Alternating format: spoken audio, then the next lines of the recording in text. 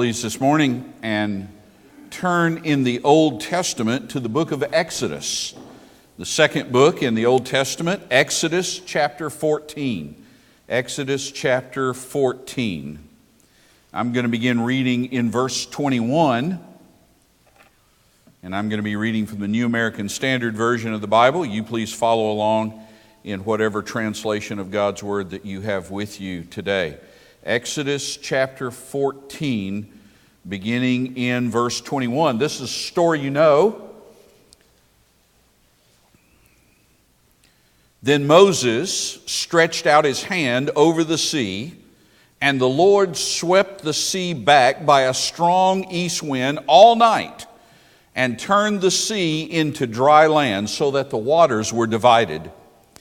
And the sons of Israel went through the midst of the sea on the dry land, and the waters were like a wall to them on their right hand and on their left. Then the Egyptians took up the pursuit, and all Pharaoh's horses, his chariots, and his horsemen went in after them into the midst of the sea. And at the morning watch, the Lord looked down on the army of the Egyptians through the pillar of fire and cloud, and brought the army of the Egyptians into confusion. And he caused their chariot wheels, the New American Standard says, to swerve. Other translations say different things, and the word is the Hebrew word there, to swerve, is a kind of a multifaceted word. It can mean a lot of things. You might understand that the wheels swerved, that the wheels jams, that the wheels sunk into the ground, that the wheels came off. All of those translations are possible. And so he made them to drive with difficulty. So the Egyptians said, "Let us flee from Israel, for the Lord is fighting for them against us." And then the Lord said to Moses, "Stretch out your hand over the sea, so that the waters may come back over the Egyptians, over their chariots and their horsemen." So Moses stretched out his hand over the sea, and the sea returned to its normal state at daybreak, while the Egyptians were fleeing right into it. And then the Lord overthrew the Egyptians in the midst of the sea. The waters returned and covered the chariots and the horsemen, even Pharaoh's entire army that had gone into the sea after them, but not even one of them remained. But the sons of Israel walked on dry land through the midst of the sea, and the waters were like a wall to them on their right hand and on their left. Now look how the passage ends. Thus the Lord saved Israel that day from the hand of the Egyptians, and Israel saw the Egyptians dead on the seashore. God saved them. The evidence was clear. The bodies washed up. Verse 31 says, when Israel saw the great power, not the little bit of power, the great power which the Lord had used against the Egyptians, the people feared the Lord, and they believed in the Lord and in his servant Moses. It has been on my mind for a while to preach a series of messages through what I think is one of the most important chapters in all of the Old Testament, but it's not this chapter. My initial thought was to preach a series of messages through what I think is one of the key chapters in all of the Old Testament, and that's Exodus 34, the chapter where Moses gets the replacement set of tablets and he sees the glory of the Lord. And then I got to thinking, well, you can't preach through that chapter because that story is incomplete without understanding why there had to be a replacement set of tablets for the Ten Commandments. And then you can't talk about why there had to be a replacement set of tablets unless you understand the story behind the first set of tablets. And I kept working back and working back and working back, that at one point I just gave up and I said, okay, I'm going to preach verse by verse through the entire book of Exodus. It'll only take about 18 months. I'm sure the church will be fine with that. So you'll be happy to know that I've just worked back a little bit and I've settled on 6 weeks of the high points. Can you handle that? Amen. And there was much rejoicing from the people, yes. Now, the reason we need to look at these stories at all is very important for us. The reason we need to look at these stories at all is that the spiritual struggles of Israel as a people are exactly the same. They are a parallel for the spiritual struggles that you and I face as individual believers. We are a lot like Israel. Israel is us, we are Israel. So I wanted to start looking at how Exodus 34, how the story of the Exodus can help us deal with our individual spiritual struggles that we face in our lives, and it is the story of Israel. And so today I want to start with the basic issue. The basic issue, as the sermon title tells you in the bulletin, is the up and down spiritual life. And that is exactly what happened to Israel in this story. We're starting here in Exodus chapter 14 at the end of the Pharaoh's army story, at the end of the Red Sea story. And you know the plot. You know what's happened up until this point. God sent the plagues on Egypt because God told Pharaoh, let my people go. Pharaoh said, not a chance. I need them to work for me. So God sent the plagues. Finally, Pharaoh relents and says, go, get out of here. I've had enough of y'all. And so he lets them go. And then he hears that they are camped by the Red Sea. And Pharaoh says, I think I've changed my mind. I decide I want to get my slave army back. And so he sends his chariots to recapture them. They're camped by the Red Sea. I've got them exactly where I want them. They're in an indefensible position. I am going to be able to do this with one fell swoop. The children of Israel panic. They see the chariots coming. They know this is going to be trouble. But God opens the Red Sea for them, and they pass over on dry land. Pharaoh pursues, and God, as the text says, causes their chariot wheels to swerve, jam, sink, or fall off. However it works best in your mind, all of those meanings are possible. And while Pharaoh's army is in a state of confusion, God has Moses bring his arms back together. The sea covers them up, and folks, the army of Pharaoh is gone with a capital G. And then the passage ends with verses 30 and 31 that are emphatic verses that are given to us to stress the significance of that day. Thus the Lord saved Israel. Pharaoh is no more a consideration. He and his army are now out of the picture. God has delivered his children. And the Bible says that when Israel saw that great power, the people feared the Lord. And then notice, what does it say? Because sometimes we use that word fear and we don't use it in the right biblical context. They feared the Lord, but it wasn't that they were cowering, is that they understood his authority. And so they believed in the Lord. They feared in the Lord and they believed in the Lord. This has been a day beyond all days in the life of Israel. And if you have ever wanted to see an Old Testament parallel to what happens when a person gets saved, here it is.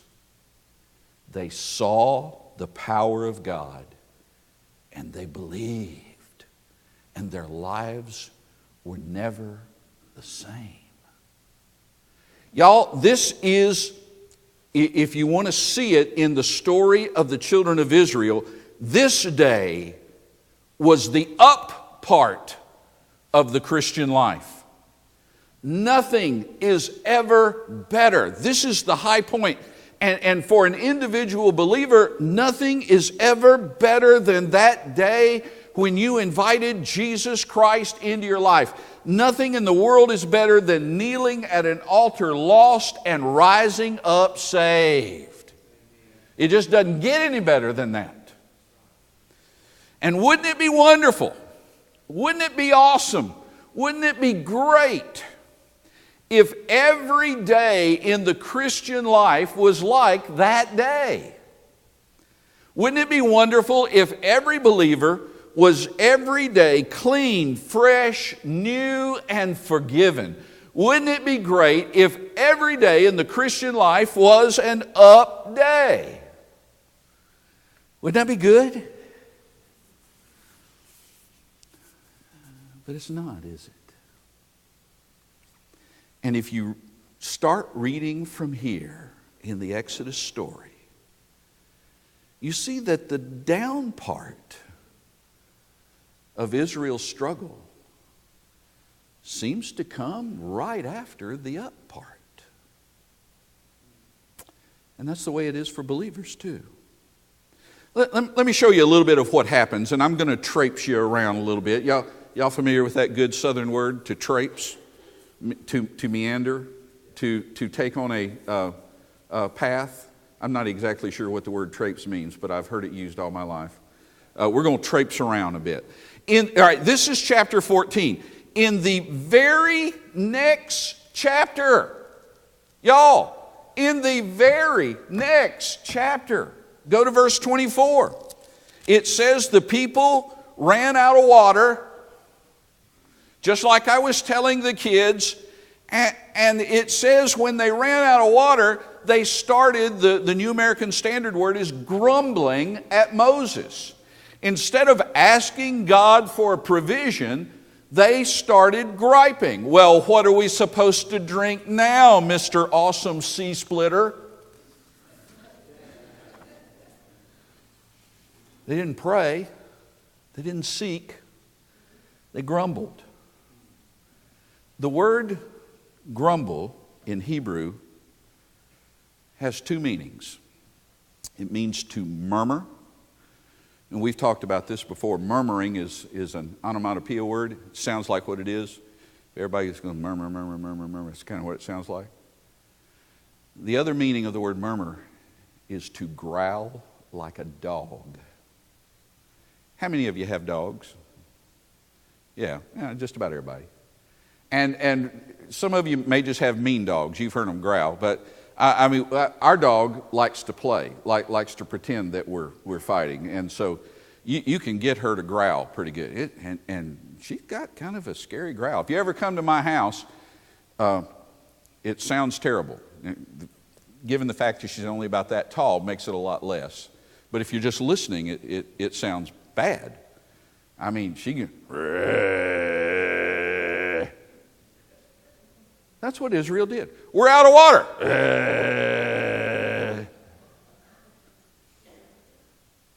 No prayer, no seeking, no let's ask God. So we're 24 verses after they saw the power of the Lord, and they feared the Lord, and they believed. 24 verses later. That's amazing. That quick, and this is what you got to learn, y'all. That quick, you can get your eyes off God. That quick. Doesn't end there. In the very next chapter, chapter 16, the children of Israel grumble and complain again because they don't have enough to eat. And that's when God sends the quail and the manna. But this time, when they grumble, they suggest to Moses that it might have been better off if they would have just stayed in Egypt in bondage. That's like a Christian saying, I'd have just been better off if I hadn't got saved. They look at Moses and they say, would that we had died by the Lord's hand in Egypt, when we sat by the pots of meat and ate to the full. All of a sudden, Egypt, where they were slaves, where they were in bondage, where they were at hard labor, where they had no joy, no peace, no relationship with God, all of a sudden that is now peaches and cream. And all it took to get them to say that was just a little bit of adversity. Just let a couple of things go wrong. Well, I just wish I hadn't even got saved. Moses had said, endure, hang in there, trust me, keep going. And they decided, now we're 2 chapters away from they saw the great power of the Lord. And they've decided it's just too much work. Now they are on the path to giving up, but notice that, as I told the children, God doesn't give up. He sends the quail and the manna, enough for every man, woman, and child to eat all that they wanted. And God said, look, with the manna, there's just 2 rules, okay? Just 2 rules. Rule number one is you can't keep leftovers. Get out there and get every day what you need, but you can't keep it. Listen, do you hear what God's saying? You have to go out and get the manna every day. Just like you have to go and seek God every day. Your time of prayer is your manna. Your time of Bible study is your manna. You have to go get it every day. You can't just come to church on Sunday and then hoard the good feelings and say, that'll hold me for the week. It doesn't work that way. So what did Israel do? Chapter 16, verse 20 says, they tried to keep leftovers. Well, just like God told them, the leftovers rotted and turned into worms. I love what Moses said. Moses, the Bible says, got angry when they tried to keep leftovers. The loose translation is, Moses said, what did I tell you? You can't keep leftovers. That's rule number 1. You have to do it God's way. You have to go out and get it every day. You cannot rest on your spiritual achievements. Rule number 2 is, God wanted them to learn to love the Sabbath, to have His day. So rule number 2 was, you gather twice as much on the day before the Sabbath, and on that one day alone, it will keep. Chapter 16, verse 27 says, on the Sabbath, some of the people went right back out in the field with their pots looking for manna. I love what God says to Moses at that point. Verse 28, loose translation, again, this is the Brother Ed translation. God says to Moses, is there something wrong with these people? Are they all deaf? What's the deal here? We're barely a month out from the great day of salvation, and they're not paying attention. You can't keep leftovers. Okay. Hey man, I got a tent full of worms. What's the deal? Well, what'd you do? Oh, I tried to keep some leftovers. What did I tell you? And there's more. Can you stand some more of this? In chapter 17, they run out of water again. Verse 2 says, they stepped up their game from grumbling to quarreling. This word means to treat someone as an enemy. And they actually asked Moses the rhetorical question, why did you bring us all the way out here in the desert just to die? Now this is the way they're talking to the man who put it all on the line for God. This is the way they're talking to God, who has saved them from slavery, from bondage. And just a short time elapses, and they go from they feared the Lord and they believed in the Lord to, you're trying to kill us, aren't you? Now here's the thing. Nobody, no believer ever starts off planning to act this way in their spiritual life. Never. But it happens. In fact, if someone asks, just about every believer on the planet will tell someone who is inquiring, Oh, I am doing the very best I can. In chapter 19, we'll jump around one more time. Israel arrives at Sinai. It's at Sinai where they're going to receive the 10 Commandments, where Moses is going to go up on the mountain and get the law. And when they get there, when they first arrive at Sinai in chapter 19, Moses goes up on the mountain and he meets initially with God. And God says to Moses, I'm going to give you a challenge for the people of Israel. I have some instructions for you. Take this word back down the mountain and gather the elders of Israel. And here's what I want you to say to them. Say to the elders, if you will obey my voice, listen, if you will obey my voice and keep my covenant, if you'll listen to me, if you'll do what I'm about to reveal in my law, then you shall be my own possession among all the peoples of the earth, a kingdom of priests and a holy nation. Just trust me. In verse 8 of chapter 17, the elders look at Moses right in the eyes and they say, well, all that the Lord has said, we will gladly do. You've got to know that even though it's not recorded, what Moses wanted to do was to look at them and say, what? Really? After the way you have behaved on the way here, now you're going to give me this song and dance that says that you're... This is what every believer will say. Let me ask you a question.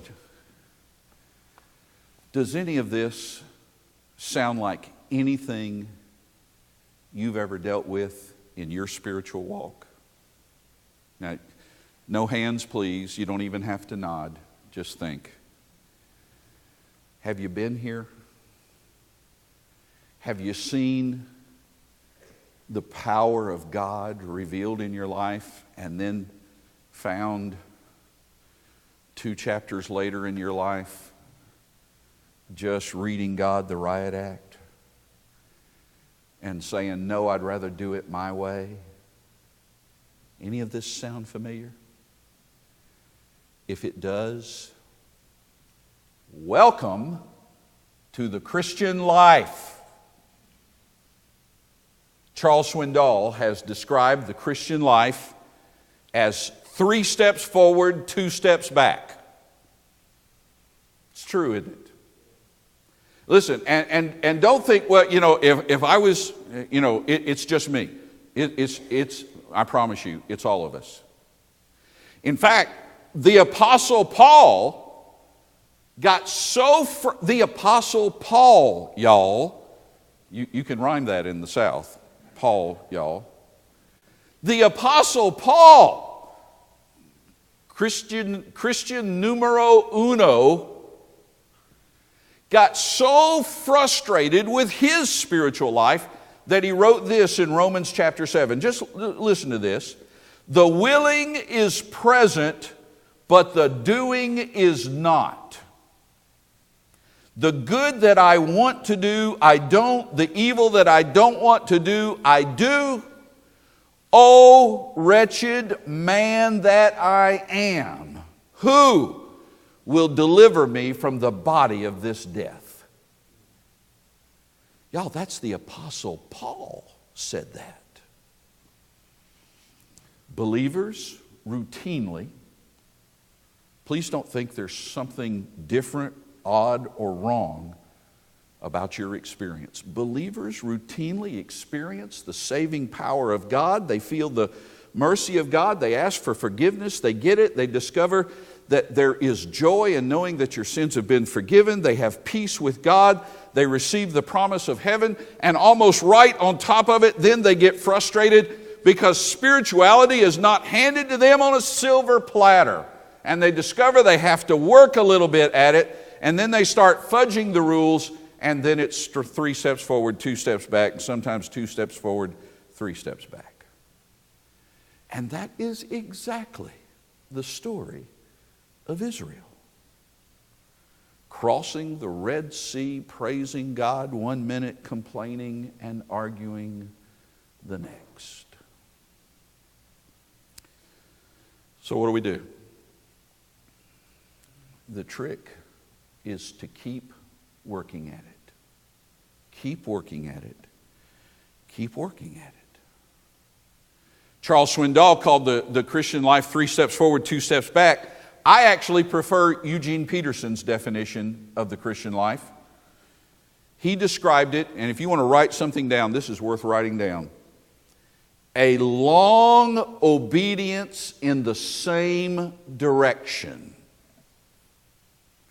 A long obedience in the same direction. Not assuming that we're ever perfect at it, but saying that we keep the orientation, that we keep working, that we keep looking, that we keep seeking, understanding there's no quick fix for this problem, only a determined heart that says, I'm going to get up and try again, try again, try again, follow, follow, follow, confess, confess, confess, pray, pray, pray, study, study, study.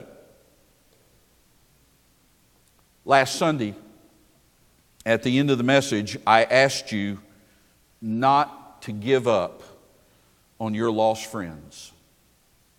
Even though you've invited them to church and talked to them and talked to them and talked to them, I asked you, don't give up. Keep, you remember the words? Invest and invite. You've forgotten already. All right, we'll say it again. Invest and invite. One more time.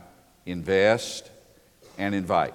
Don't give up on your lost friends. Keep investing your time, your prayer, your love, your friendship in those people, and keep inviting them to church. Invest and invite. Invest and invite. That's what I asked you last Sunday. This Sunday, today, I want to ask you not to give up on your Christian life. Even though it's up and down sometimes. Keep investing in Bible study and prayer time and acts of service and acts of devotion and things that you do just because you sense God telling you to do it. Keep investing the energy of your life there, and keep inviting the Lord Jesus to meet with you and be with you and to talk to you. You have to make it part of every day. In Galatians chapter 6, Paul said, "Let us not lose heart in doing good, for in due time we will reap if we do not grow weary." Don't give up on what God is working to do in your life.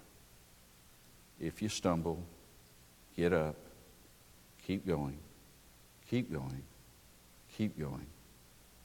A long obedience in the same direction. Stand and pray with me, please.